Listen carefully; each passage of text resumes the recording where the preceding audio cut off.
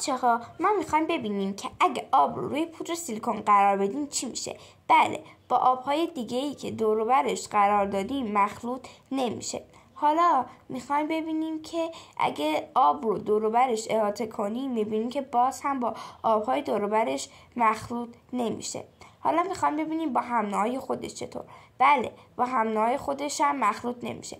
هر چقدر ریزتر باشه گرفتنشون به شدت سخت‌تر میشه. حالا اگه آب رو با پودر سیلیکون توی مخلوط کن بریزیم و تیکه هاشو خیلی ریزتر بکنیم که گرفتنشون سخت‌تر گفتیم میشه، بله، آب خشک به دست میاد. آب خشک یه ماده است که حالت مایع خودش و جامد خودش رو داره، یعنی هر دو حالت خودش رو داره. یعنی یه جوری بهتر بگیم یک ماده است که با پودر سیلیکون احاطه شده. الان ما میخوایم زیر میکروسکوپ هم ببینیم که به چه صورت هست آب خشک.